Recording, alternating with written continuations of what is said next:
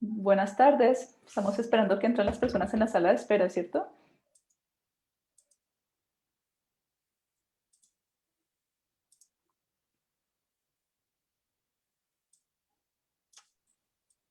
Ya están al aire. Buenas tardes a todos y todas y todos. Muchas gracias por acompañarnos en esta segunda clase de la semana de clases abiertas de la Escuela de Posgrados de nuestra Facultad de Artes y Humanidades. Mi nombre es María José Afanador. Hoy vamos a hacer una sesión en conjunto con los profesores de la Maestría en Humanidades Digitales, yo siendo también una de ellas, que hemos llamado Diálogos Interdisciplinarios en las Fronteras de las Humanidades Digitales. Aquí estamos entendiendo las humanidades digitales como un espacio de frontera donde podemos hacer converger diferentes disciplinas en investigación-creación, mediadas por computación y medios digitales. La idea es que cada uno de nosotros, Andrés Burbano, Nicolás Bon, Camilo Martínez y yo, les vamos a hacer unos recorridos breves sobre estos cruces interdisciplinares desde diferentes lugares, desde el campo del arte, la historia, el diseño, la filosofía, la computación, y seguramente hay más ahí que se atraviesan para que sigamos hablando sobre estos retos y posibilidades de habitar este espacio de frontera que nos proponen las humanidades digitales hacia el futuro también de este campo del saber. Entonces vamos a arrancar con Andrés Burbano. Vamos a tener sesiones cortas, 10 minutos, para que después al final tengamos tiempo para que ustedes, estimado público, pueda hacer comentarios y preguntas sobre esta conversación que les estamos proponiendo a manera de clase abierta. Adelante, Andrés.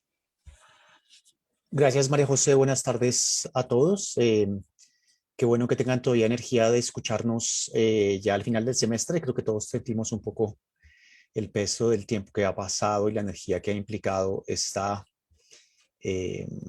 como adaptación a tantos cambios en la realidad.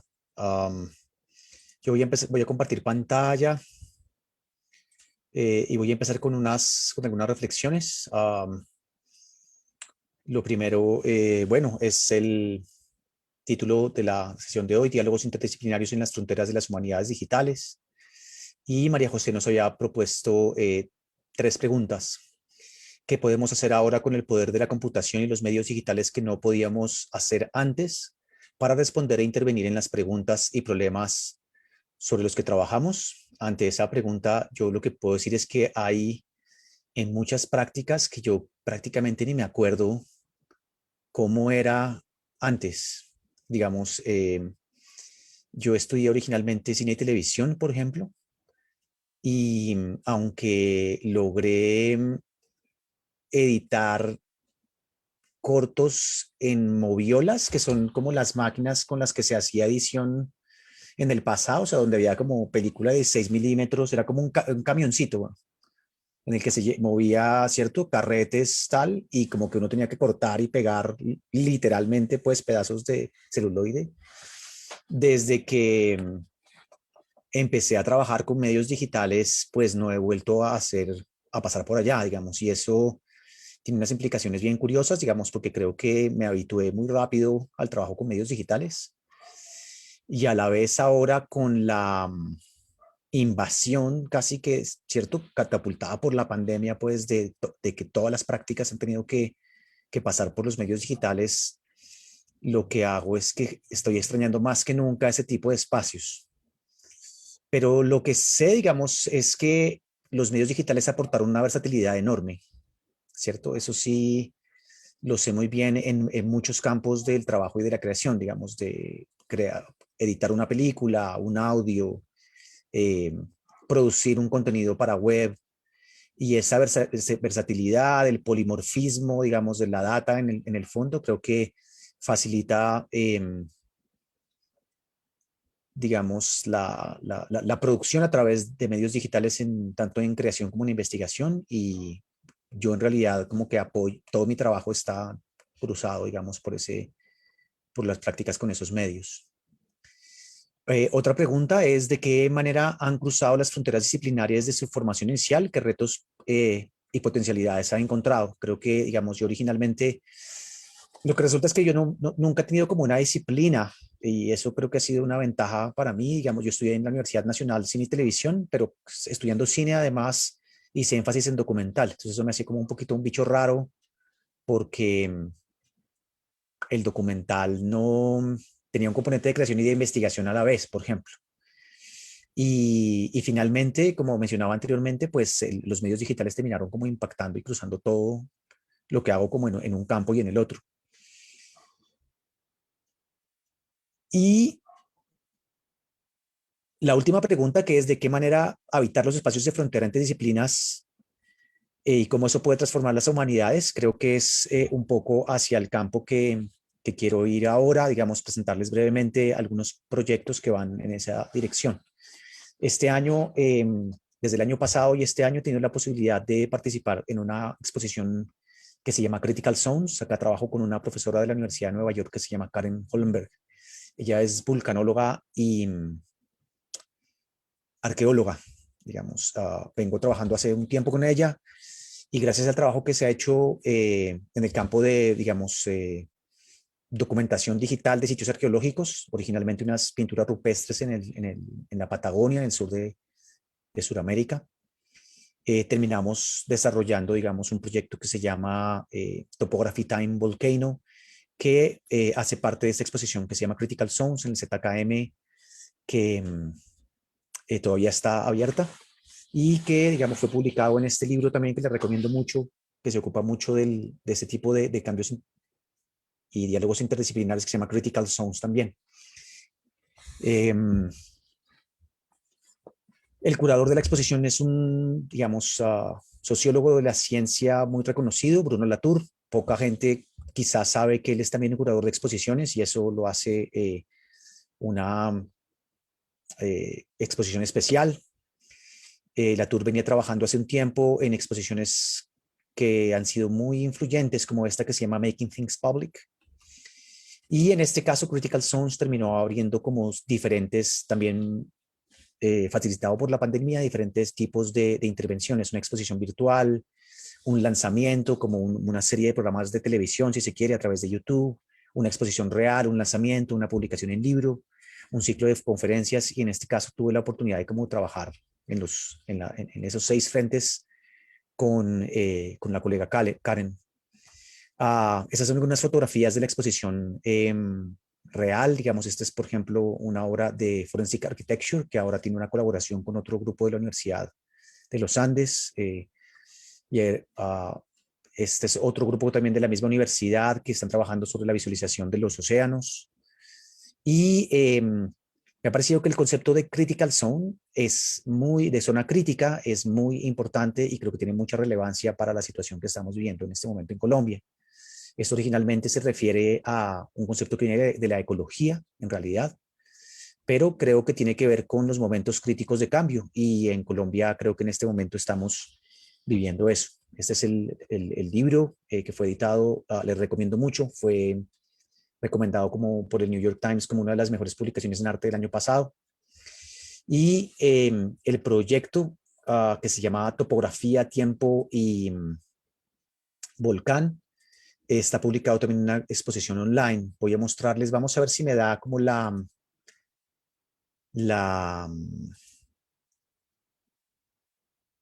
configuración. Ahí están escuchando el audio del video. Sí, okay. Un poquito de lo que se hizo.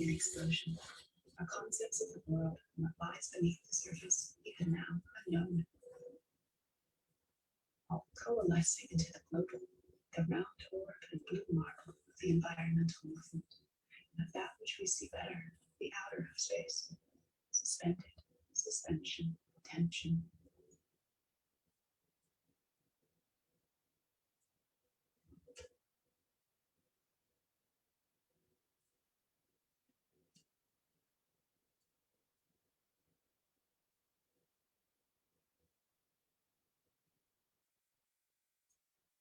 Voy a mostrarlo de nuevo y contarles un poquito. Miren, esta es una visualización con datos satelitales de la Patagonia. Esto que estamos viendo acá es el cráter del volcán que explotó en el 2008 y que develó que en esta parte de las montañas que están aquí, donde empieza el Pacífico, hay unas pinturas rupestres. Eso fue lo que originalmente fui a documentar, digamos. Yo soy un enamorado del trabajo de campo y tuve la oportunidad de estar allá, digamos, haciendo la documentación. Eso es una simulación del comportamiento de las cenizas.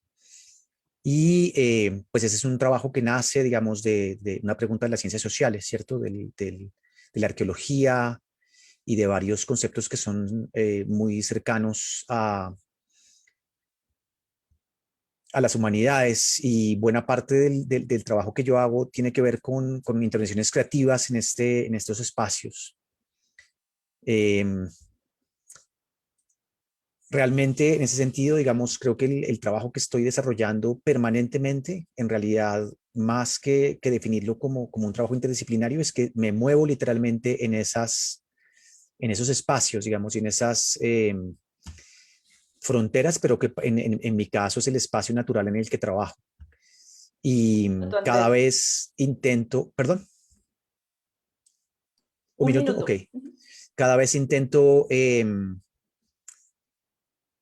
como establecer estrategias tanto teóricas como prácticas para referirme a este tipo de intervenciones, aprender un poco de conceptos de arqueología, aprender a sobre conceptos de eh, vulcanología, y eventualmente vincularlos como a mi reflexión sobre práctica y teoría de los medios. Básicamente es eso. Y antes de cerrar, estas es, digamos, un poquito de las imágenes de la Patagonia. Antes de cerrar, quería mencionarles un par de proyectos más, digamos, que creo que puede ser importante que eh, en diferentes campos ustedes estén enterados del trabajo. Digamos, pensando en el tema este de Critical Zones, de zona crítica. La semana pasada, la Universidad de los Andes lanzó este portal que se llama Crisis Social en Colombia 2021. Estoy encargado, en conjunto con el profesor Eduardo Mazure, de la curaduría de los contenidos para este portal. Así como la universidad creó un portal sobre COVID, está este portal que se llama Colombia Crisis Social 2021 y que tiene ya una buena cantidad de entradas, varias de ellas de la Facultad de Artes y Humanidades, y que se podrían llamar proyectos de humanidades digitales, como el proyecto que está haciendo el CEPER sobre visualización de datos, justamente en colaboración con Forensic Architecture. Y también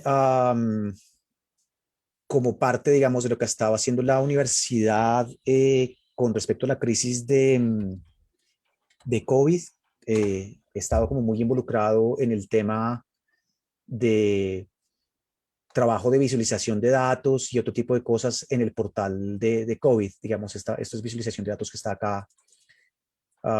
Tiene que ver con la visualización en pues, más o menos tiempo real de información que viene del Ministerio de Salud. Solo para cerrar, digamos, creo que en este caso yo estoy un poco tocado con lo que está pasando en Colombia, la situación que estamos viviendo, y quería compartir pues el hecho de que la universidad está haciendo cosas y que nos estamos subiendo en estas películas. Estoy compartiendo en este momento en el chat los portales para que ustedes, si están interesados en publicar cosas acá, puedan hacerlo, por un lado.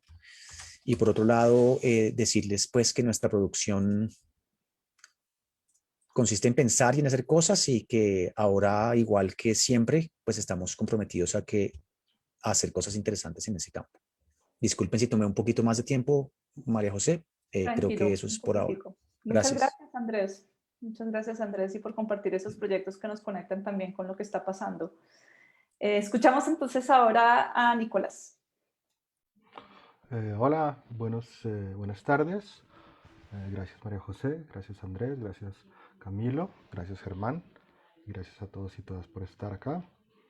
Voy a compartir mi pantalla también.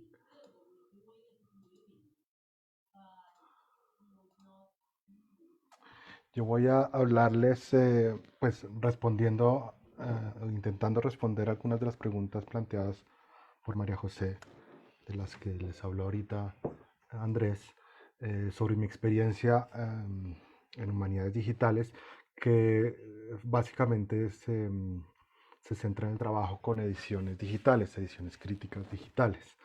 Entonces voy a mostrarles un ejemplo de un desarrollo reciente de uno de mis proyectos para ilustrar algunas de las ideas que están relacionadas con las preguntas de María José. Digamos, uno de los aspectos que más me interesa de las humanidades digitales es el concepto de apertura, de openness. Cuando se habla de conocimiento abierto o de código abierto, pues precisamente tiene que ver con eso y tiene diferentes aspectos que quisiera mencionar rápidamente. La apertura de código, la apertura de documentación, la apertura de los estándares, la apertura de las APIs, ahorita explico todo eso, y la apertura de colaboración. La apertura de código quiere decir que el código, los códigos computacionales, las bases de datos, las fuentes de las que estamos utilizando estén abiertas a cualquier investigador. Puede estar el código abierto, pero si no hay una documentación abierta que indique cómo utilizarlo o cómo reutilizarlo, no va a servir de mucho. Y eso sucede en algunos proyectos, que está el código disponible, pero no hay ninguna documentación al respecto de cómo funciona o cómo reutilizarlo, o cómo fue creado o para qué se puede aplicar. Relacionado con eso están los estándares. Trabajamos claro, con código, con lenguajes de programación, sobre diferentes objetos digitales y no digitales. Ahorita les doy un ejemplo. Pero lo hacemos con estándares que son compartidos por otros investigadores en el mundo. Eso garantiza que nos estemos comunicando y nuestros proyectos se puedan conectar y se puedan reaprovechar por otros investigadores. Ahí viene un concepto de la programación, de la teoría computacional, que son las APIs, que son unas interfaces de programación que los programadores incluyen en sus programas, en sus aplicaciones, para que puedan conectarse a través de la web, por ejemplo, que son APIs, las que se conocen como APIs REST, para que otras personas puedan conectarse a esos programas, a esas aplicaciones y reutilizar datos o reutilizar el procesamiento. Y finalmente la colaboración, que se sigue todo esto. Y es que hay diferentes personas en el mundo con diferentes intereses y diferentes destrezas que pueden participar en los proyectos de manera directa o indirecta. Indirecta, por ejemplo, cuando alguien desarrolla un código, un programa que va a ser reutilizado por otra persona en otro lugar, sin que el creador original sepa o esté interesado o esté consciente de qué es lo que está haciendo. Voy a darles un ejemplo ahora de un trabajo que estoy vinculado a este proyecto hace unos 6-7 años. Es el proyecto de una edición crítica de un filósofo medieval, un autor medieval del siglo XIV llamado Adam Wodan. En otra clase abierta ya hablé de este proyecto, pero voy a mencionar un desarrollo reciente para quienes ya lo conozcan y no quieran oírme siempre la misma cantaleta. Entonces, lo que hace uno lo que hace una edición crítica es lo siguiente. Existe un texto que hace muchos años escribió alguien y ese texto original está perdido y se conservan copias de ese texto. Se llaman testigos o testimonios. Por ejemplo, estos que están acá. Y el editor crítico compara, ese es un trabajo que es, digamos, parte de la ciencia de la filología o de la disciplina de filología, compara los diferentes testigos y trata de reconstruir el hipotético texto original.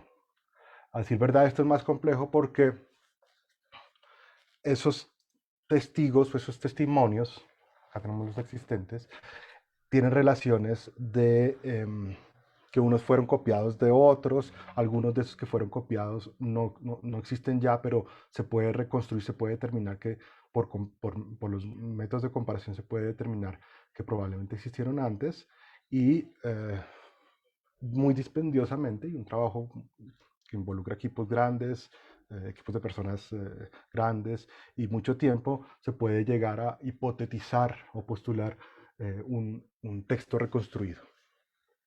Bueno, esto lo lleva haciendo la gente desde hace miles de años, incluso antes de que se inventaran la disciplina de la filología en el siglo XIX, la disciplina científica si quieren. Y en el siglo XX este trabajo de edición se benefició de la creación de los computadores y de los métodos computacionales para trabajar con ellos. Entonces el ejemplo que les voy a mostrar ahora es la edición crítica que estamos haciendo.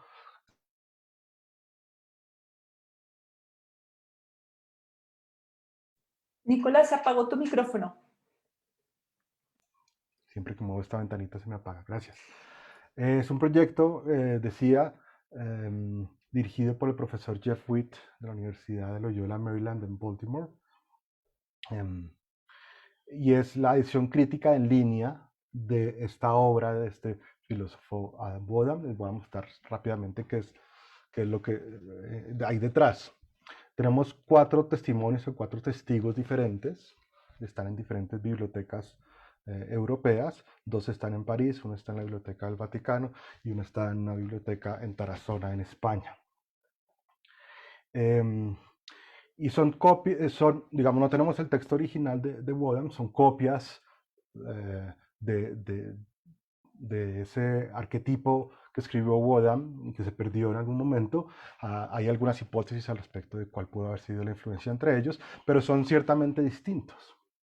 Lo que hacemos nosotros es tratar de determinar, cuando editamos, las diferencias entre ellos y tratamos de, por medio de razonamientos de tipo filológico, de tipo textual y de tipo filosófico y teológico, porque es una obra de filosofía y de teología, que es lo que originalmente pudo haber querido decir Bodam, y reconstruimos así el texto. Este texto está en nuestra edición, que está en proceso, es una obra muy larga, está disponible en línea, ustedes pueden entrar a este recurso o pueden buscar simplemente en Google el título de la obra, Adam Bodam Ordinatio, y van a acceder completamente gratuitamente a ella. Entonces quería mostrar lo siguiente. Acá tenemos abajo los 4 testigos o testimonios, y como ustedes pueden ver tienen unas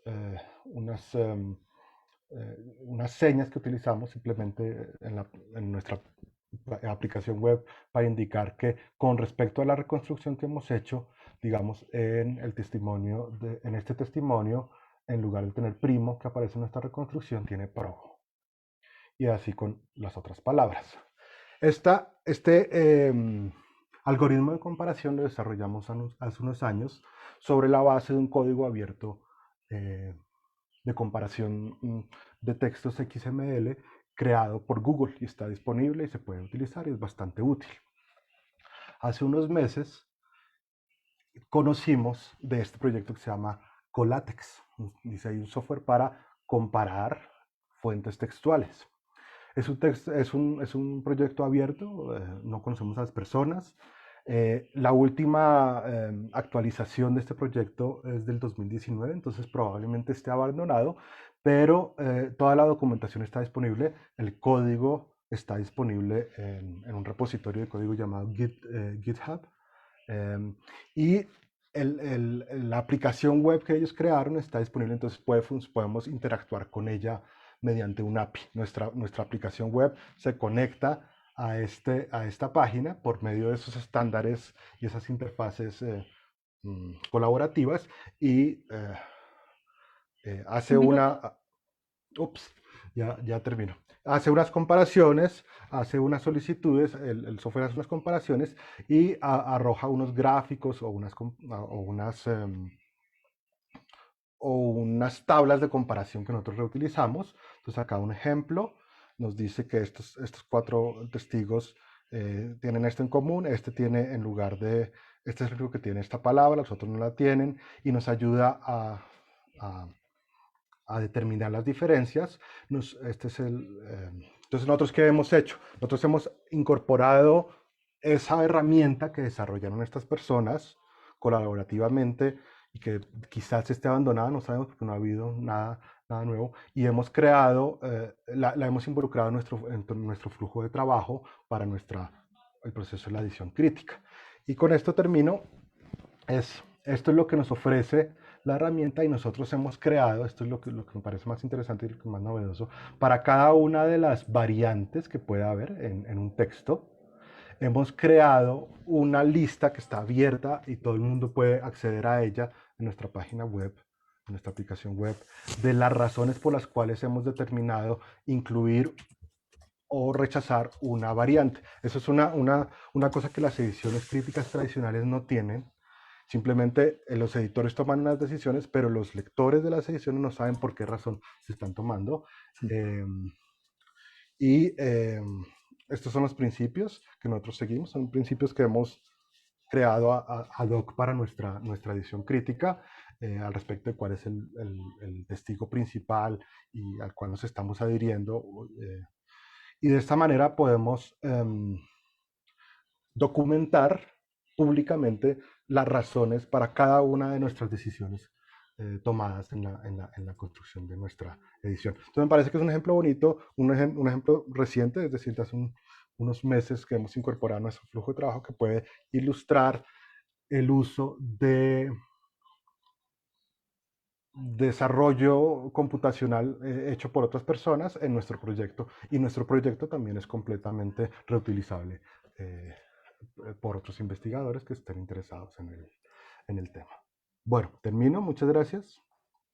Muchas gracias, Nicolás. Entonces, de las Critical Zones y las ediciones digitales, Buenísimo. pasamos a Camilo, que nos va a Ya. compartir sus trayectorias. María José, solo una cosa pequeñita y es que veo en el chat que hay varias personas que han dicho que el sonido estaba como bajito. Entonces, de pronto recomendarle a Camilo si tiene la posibilidad de subirle un poco al micro cuando vaya a hablar. Sí, gracias. Hola, quisiera entonces primero probar si me pueden escuchar bien o confirmar. De todas maneras Sí, voy yo a escucho subir. súper, pero si alguien tiene...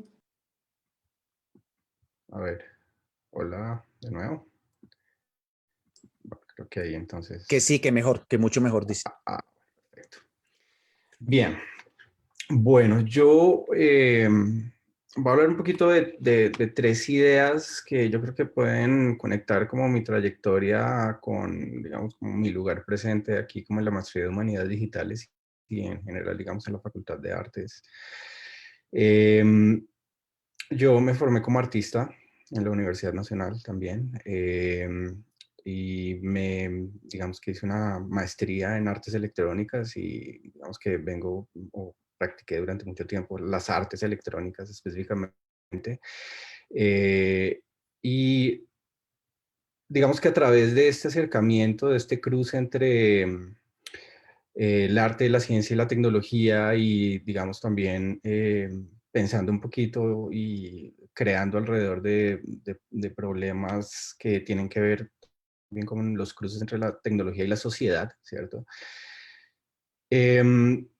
Encontré, digamos, como muchas ideas, conceptos, artefactos, tecnologías que de alguna forma me fueron llevando, pues, como trayendo al lugar en el que estoy en este momento.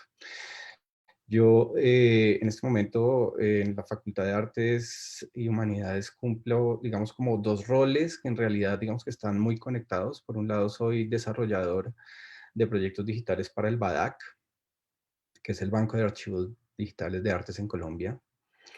Y digamos que yo me encargo de cuestiones en principio, digamos que se pueden entender como técnicas instrumentales incluso a veces, es decir, que yo me encargo, por ejemplo, de mantener, desarrollar bases de datos, ayudar, digamos, como a modelar datos para, digamos, describir o crear los metadatos de las colecciones digitales que conforman el BADAC, ¿cierto? Entonces, por ejemplo, hemos llevado adelante, por ejemplo, el catálogo razonado de Beatriz González, la colección de Guillermo Wiedemann, por ejemplo, que son en ese momento, digamos, como catálogos de obras que se encuentran disponibles en el sitio del BADAC.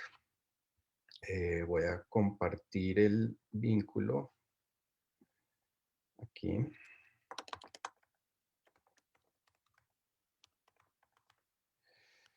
Estoy también, digamos, como muy Hago también desarrollo web, desarrollo, digamos, como de la parte, digamos, de las interfaces que se utilizan también para navegar estas colecciones. Y por el otro lado también doy clase en la maestría de Humanidades Digitales, tanto en la materia herramientas digitales como diseño de proyectos. Y lo interesante, digamos, como a partir, digamos, como de esta práctica, hemos encontrado, digamos, también en colectivo cruces entre lo que yo hago, por ejemplo, en el BADAC y cómo se pueden utilizar estos materiales en clase. Pero digamos que para llegar a este lugar, en realidad yo vengo pues como del arte, entonces hay una cosa bien curiosa y es que con esta propuesta, esta charla de hoy, empecé a pensar un poquito pues como cuál era, o sea, como qué estoy trayendo de ese contexto y de esa, digamos, como ese lugar inicial del que vengo, ¿no? Entonces hay como 3 ideas particulares que me interesa compartir, que pienso que son relevantes. Voy a compartir pantalla.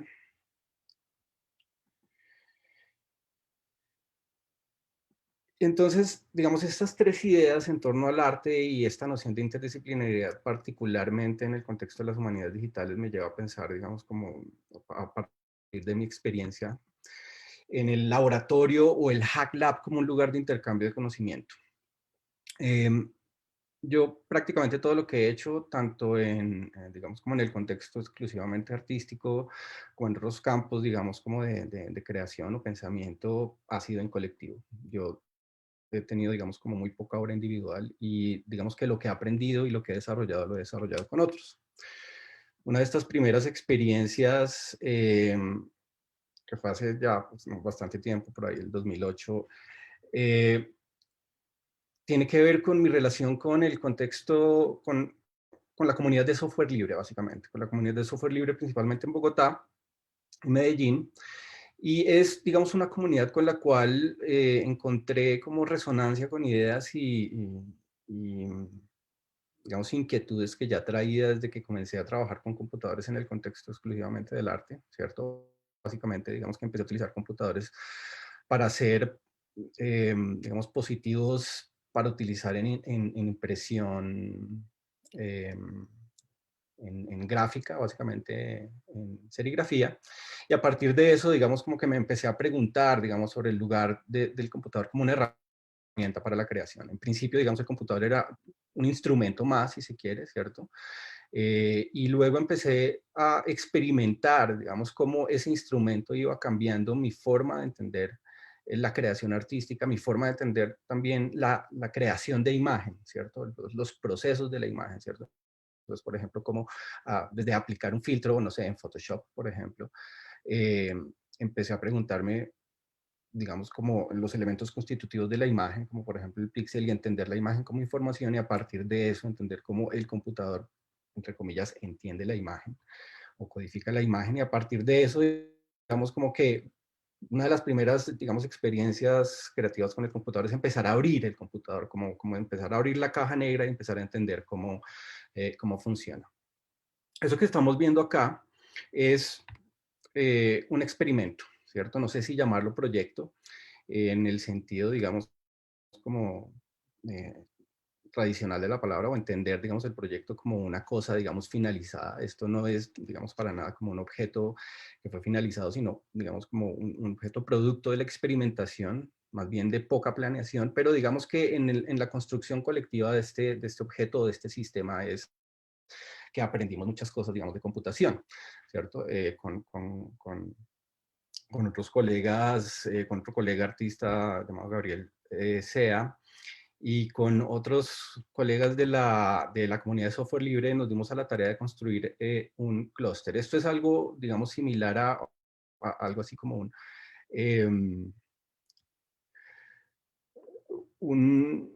como un conjunto de servidores, ¿cierto? En realidad estos son varios computadores viejos que en conjunto armaban un computador. Y esto tenía instalado un sistema operativo que es como un sistema operativo que no es muy utilizado, digamos, en general, sino que fue, digamos, casi que un ejercicio conceptual en cómo deberían haber sido desarrollados los sistemas operativos. El sistema operativo básicamente se llama Plan 9.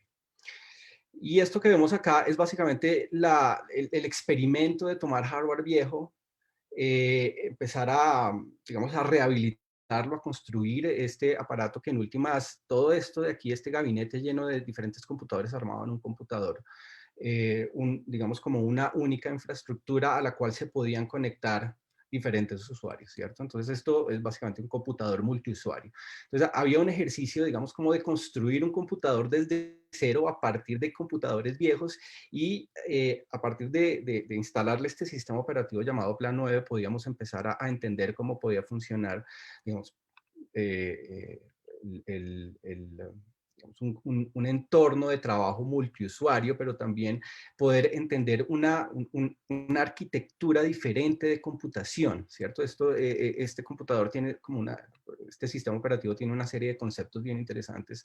Y es que, por ejemplo, el hardware del computador podía estar ubicado en diferentes lugares digamos, de una red, en diferentes puntos o nodos de una red. Entonces, digamos que este fue un experimento y aquí lo que me interesa mencionar es cómo a partir de ese proceso de experimentación se construye conocimiento y se transmite conocimiento, ¿cierto? Entonces, por eso me parece importante esta noción, digamos, del laboratorio y digamos, como del ejercicio, de la práctica del hackeo, entendido obviamente más allá, digamos, del término derogativo de hackear, como de irrumpir o digamos, disociado, digamos, de esa noción del crimen informático, sino más bien, digamos, como Camilo.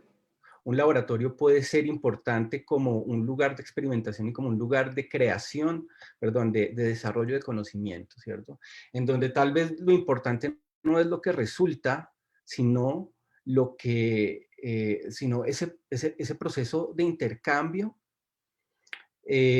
y lo que se puede producir en ese proceso de intercambio, como por ejemplo lo que planteaba Nicolás, como la documentación, que es lo que hace que los procesos en última sean, digamos, conocibles por otras personas, ¿no? Entonces pienso que, digamos que ese es un lugar interesante desde el cual pienso, digamos, que esa noción, ese modelo, digamos, de laboratorio es importante para entender cómo, digamos, en la academia podemos lograr, digamos, como este lugar de la interdisciplinariedad, ¿no? Es como un lugar en donde naturalmente la interdisciplinariedad, digamos, como que surge, emerge, simplemente por establecer como este contexto de intercambio.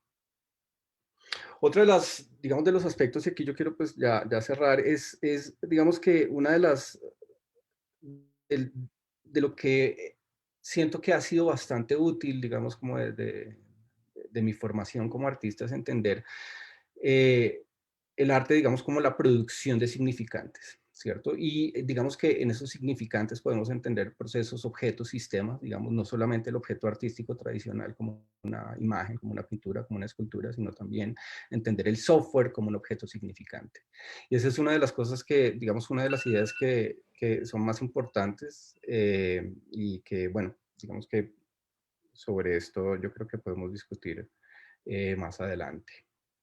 Bueno, yo creo que pues por ahora la dejo ahí y sigamos entonces con María José. Gracias, Camilo. Entonces, bueno, voy a compartir mi pantalla para contarles cómo les quiero yo mostrar esos cruces de frontera desde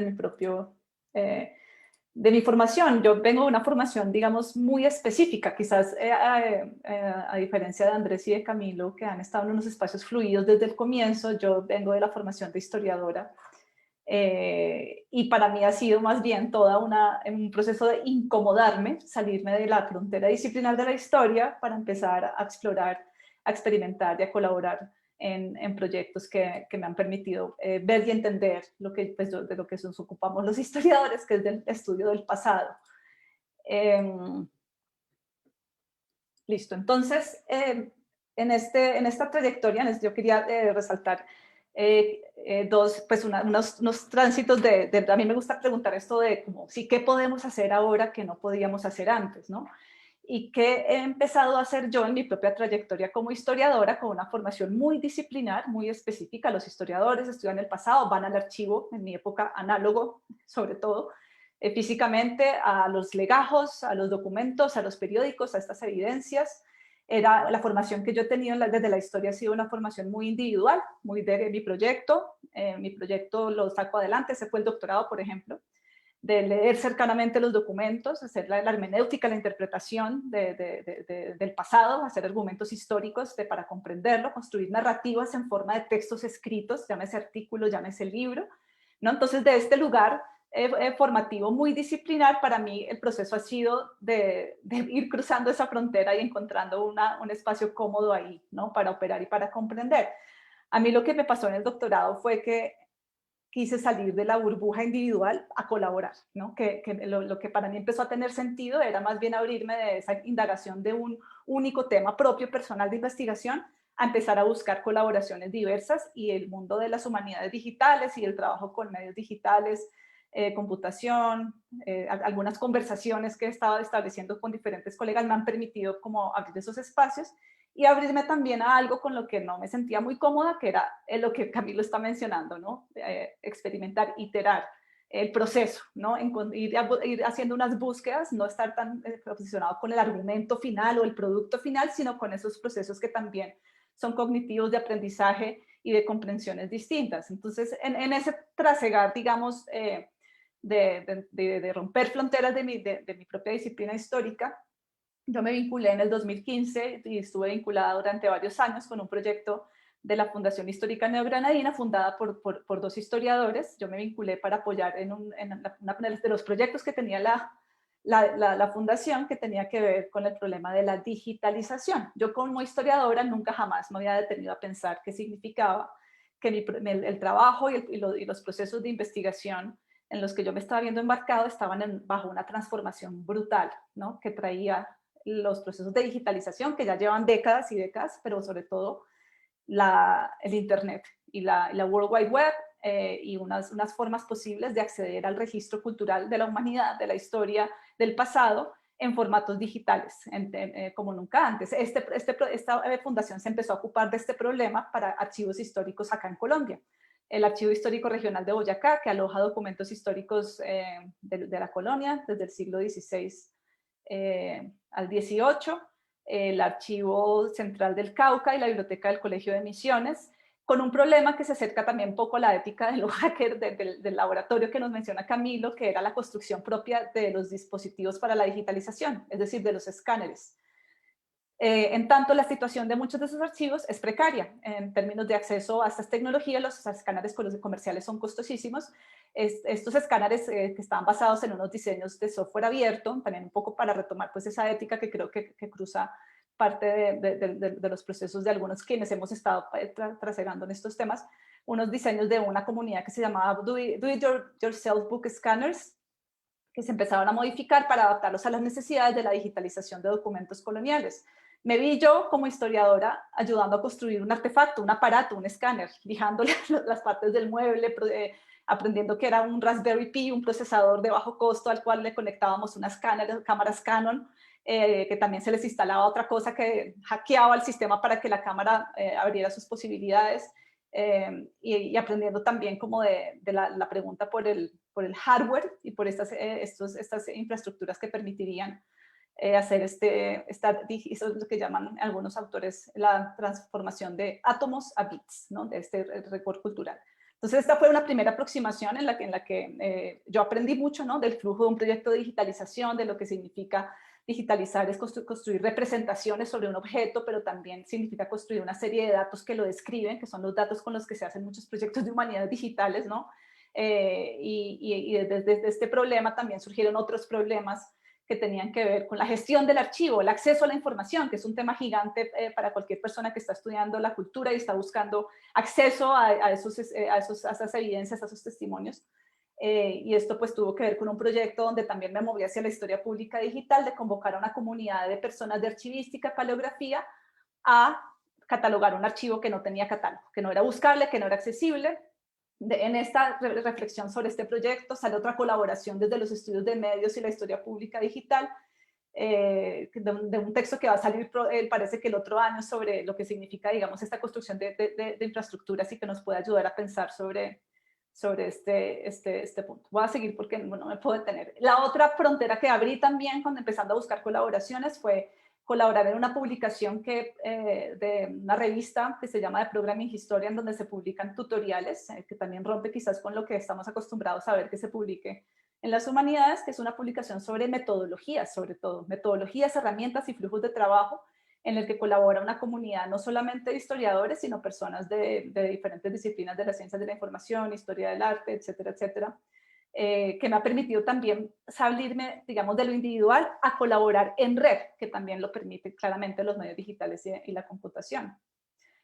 Más recientemente, desde que llegué a la universidad y desde que estoy también en la maestría, he estado desarrollando proyectos que me han empujado una vez más a colaboraciones con personas de otros campos del saber. En este momento trabajo con un estudiante de ingeniería de sistemas en pregrado y una profesora también de ingeniería de sistemas. Estamos trabajando, activando, digamos, el análisis de ese archivo histórico que yo había leído cercanamente por mucho tiempo, anotando en mis cuadernos o en mis apuntes, para explorar el potencial del análisis computacional de unos textos del siglo XVIII, para hacer una serie de metodologías que tienen que ver, pues, primero con el procesamiento del texto, su limpieza, y una metodología que se llama modelado de tópicos para identificar categorías temáticas dentro de un corpus grande de documentos. Entonces, si a mí me preguntan qué podemos hacer ahora que no podíamos hacer antes, pues es agregar un gran corpus de documentos para ver cómo nos puede ayudar un algoritmo computacional a identificar una serie de tópicos dentro de un corpus de documentos. Esto es un experimento, ¿no? Yo no tengo ni idea si esto va a arrojar algo generativo, si me va a iluminar o me va a cambiar la forma en la que he interpretado los documentos, pero ya solamente como proceso experimental me parece emocionante, ¿no? En tanto hay una forma de ver y colaborar y hablar con, pues, gente de sistemas y aprender cada uno de, o sea, cruzar la frontera mutuamente, ¿no? Ellos se vienen un poquito para acá, yo me voy un poquito para allá, y ahí vamos viendo hacia dónde nos lleva esto. Estoy trabajando ahorita también con estudiantes, en tanto yo también entiendo mi proyecto y mi agenda de investigación como un espacio de formación, porque las humanidades digitales también, pues, es un campo que está en gestación, y yo he involucrado a varios monitores y asistentes de graduados a mi proyecto. En este momento estamos haciendo unos experimentos narrativos a partir de una fuente primaria del siglo XVIII que se llama El Orinoco Ilustrado, del padre José Gumilla, que es una fuente increíble, se las recomiendo. Es un texto, pues son 2 volúmenes de descripciones de historia natural y de relaciones entre los diferentes misioneros y las comunidades indígenas de la cuenca del Orinoco en el siglo XVIII. Y estamos haciendo un ejercicio entre 3 estudiantes con historia, narrativas digitales y geografía, de activar unas formas narrativas distintas, ¿no? Que nos alejen, que me alejen a mí de mi forma de escribir tradicionalmente artículos y texto, digamos, argumental, a pensar en una forma posible de activar en una interfase digital unos relatos y unos problemas propios de los argumentos que yo he construido ya, digamos, como parte de mi disertación sobre el lugar del Orinoco en la construcción del virreinato de la Nueva Granada y de la imaginación compartida Colombia-Venezuela, que son algunos temas que aparecen ahí. Estamos en una forma de trabajo que yo nunca había hecho, que es empezar a hacer experimentos narrativos, prototipar y luego hacer ajustes, y me parece, pues, que acá también me ha incomodado bastante, pero también en el proceso, valoro mucho el proceso, ¿no? Para aprender y para ver distinto. Lo último que he estado haciendo ya hace un tiempo, que se está empezando a condensar en algo particular, es que yo tengo una hermana que es diseñadora, y nosotros, según ella y yo, nosotros hacíamos cosas muy distintas. Yo era la historiadora, por allá de lejos, y ella era la diseñadora, y resulta que en este entorno de la computación y los medios digitales nos hemos venido a encontrar en una conversación sobre interfaces, sobre visualización, sobre la posibilidad de crear epistemologías visuales con argumentos históricos en interfaces digitales. Y estamos en una conversación de hace, pues, ya un tiempo, que se está condensando en un paper que vamos a presentar ahorita, también un experimento, que tiene que ver sobre el diseño de interfaces para la historia digital, un diálogo interdisciplinario, ¿no? Encontrarse en experimentos. Hemos estado haciendo un ejercicio como de ping pong, de hacer como un diálogo online. Entonces yo dejo unas ideas en un texto, ella después llega y las revisa, y creo que esta es una puerta que, pues, que estamos abriendo de diálogo interdisciplinario posible, en lugar de indagación.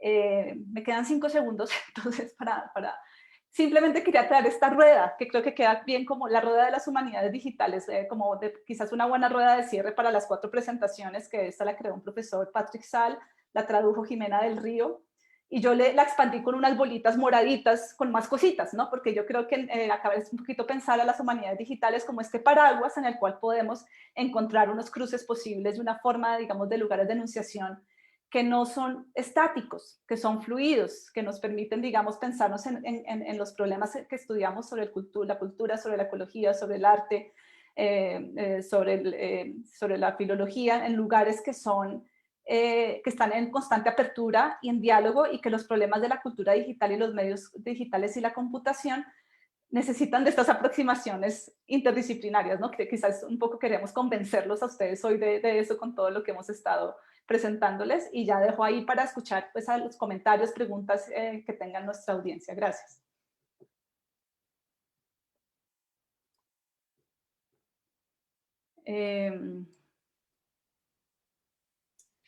Creo que hay una Por pregunta aquí para veo Camilo. pregunta. Ujú. Sí, por acá veo una pregunta de Margarita Calle. Uno podría pensar que los laboratorios de creación se constituyen en una manera de afirmar un punto de encuentro a la vez que de diferenciación entre las artes y las ciencias. Gracias. Bueno, Margarita, yo estoy como muy de acuerdo, sobre todo con la primera parte de tu pregunta. O sea, si le quitamos el signo de interrogación, creo que estaría de acuerdo con esa afirmación. Efectivamente, digamos, el laboratorio es un lugar de encuentro, un lugar en el que cada cual trae lo que sabe, ¿cierto? Pero también trae sobre todo preguntas, y ahí hay una cosa que a mí me parece muy interesante del laboratorio, y es que también está, digamos, que está muy movido como por el deseo, ¿cierto? El deseo es como el motor que posibilita ese encuentro y que hace, digamos, mm, por ejemplo, uno puede encontrar esos puntos en común entre campos del conocimiento y que pueden pues, parecer en principio muy alejados, como las artes y las ciencias.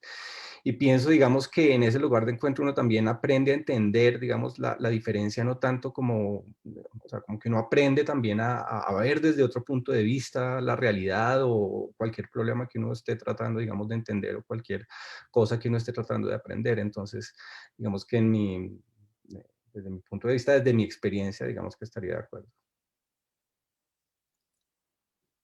Gracias, Camilo. No sé si hay alguna otra pregunta o o comentario.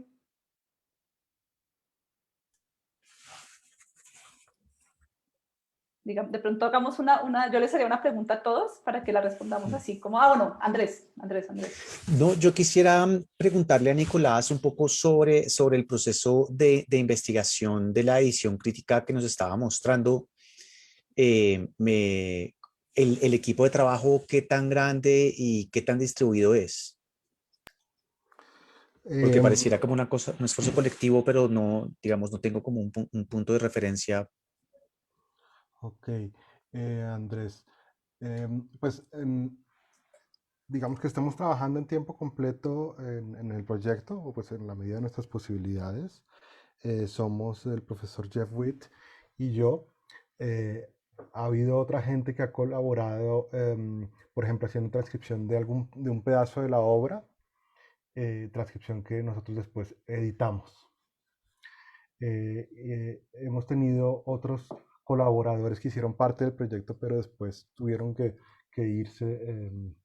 Uno es, por ejemplo, en la Universidad de Ámsterdam. Entonces, pues, es un proyecto muy grande, que no solamente está restringido a la edición de este texto, sino es un repositorio de textos, se llama el SCTA, que es Scholastic Text Archive, que tiene pues cientos de textos del periodo escolástico, de diferentes temas, teología, filosofía, derecho. Entonces hay diferentes personas que están colaborando con esa parte, pero en estos momentos, solamente en este texto, estamos trabajando 2 personas. Ya, ok, un grupo pequeño. Yo Sí, porque anticipaba que digamos, fuera un grupo más amplio, pues. no tenemos una financiación independiente, digamos, hemos participado en convocatorias en Estados Unidos para participando por financiación por grants, pero no, hasta ahora no hemos logrado nada, entonces pues trabajamos ad honorem los que estemos interesados.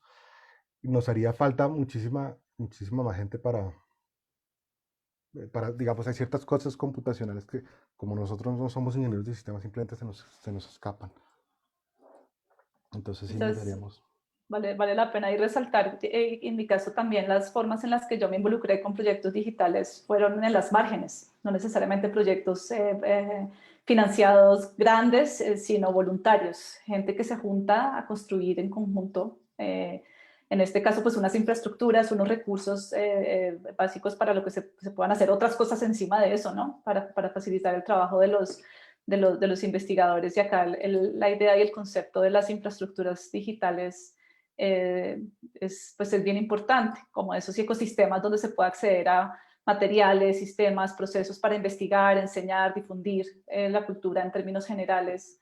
Y muchas veces los proyectos en humanidades digitales están comenzando a construir esas infraestructuras para después hacer sobre ellas cosas distintas, pero en esos procesos, ¿no? Vamos a también construyendo comunidades de aprendizaje, ¿no? Ahí Constanza me pregunta sobre la experiencia de trabajo que une la historia con el diseño. Hasta el momento, ¿qué ha descubierto en términos de trabajo colaborativo?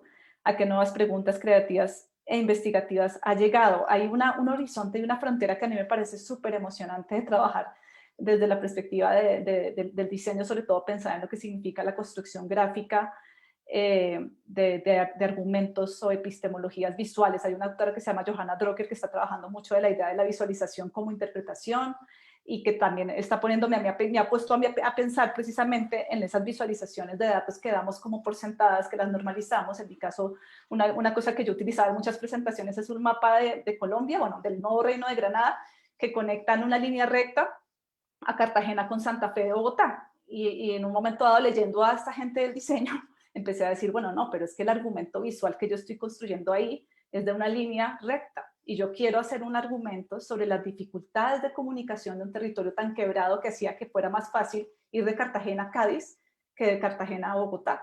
Y en ese sentido empecé a cuestionarme ya digamos, la interfase misma como un dispositivo de construcción de interpretaciones posibles y de esa pregunta de pasar del argumento textual escrito en tal manera de un ensayo. ¿Qué pasa cuando pensamos críticamente también desde las humanidades, el arte, el diseño, hacernos preguntas críticas sobre esas formas de visualización de datos, que también tiene una historia, que también muchas de esas historias están vinculadas a la estadística, a la administración, a disciplinas de las ciencias exactas? ¿Y qué pasa cuando desde de la historia y de las humanidades empezamos a desestabilizar? También me pasa un poco con los sistemas de información geográfico, puntos sobre el mapa y la proyección cartográfica. ¿Qué pasa cuando también empezamos a hacernos preguntas sobre lo que eso oculta y lo que eso, digamos, también interviene en la manera como visualmente queremos construir argumentos o interpretaciones sobre el pasado, en mi caso, utilizando estos dispositivos, estos artefactos que igual son retóricos, igual construyen significados? Entonces, esa ha sido una de las cosas que a mí, pues, como que me hace tener ganas de seguir trabajando en ese horizonte, como seguir investigando y haciendo experimentación y prototipado en ese sentido. Gracias, Constanza. Nos queda un minuto, pero pues yo creo que ya será el minuto de cierre, de agradecerles. A mí me encanta poder que este espacio lo hayamos tenido, que es una forma también de conocer el trabajo que todos hacemos y que hemos estado intentando construir unos espacios bien distintos, pero bien conectados con lo interdisciplinario y con los medios digitales y la computación, en esta excusa que nos reúne, que son las humanidades digitales como lugar posible para denunciar lo que hacemos y para ponernos en este diálogo, que quizás en espacios disciplinares muy cerrados no hubiéramos tenido. Entonces, pues agradecer también a la escuela por esta oportunidad, y gracias a todos los asistentes, a Nicolás, a Camilo, a Andrés, a Germán, a la escuela de posgrados, a la facultad por estos espacios que son muy chéveres para conectarnos, así sea con cansancio de la pantalla. Muchas gracias a todas y todos. Gracias.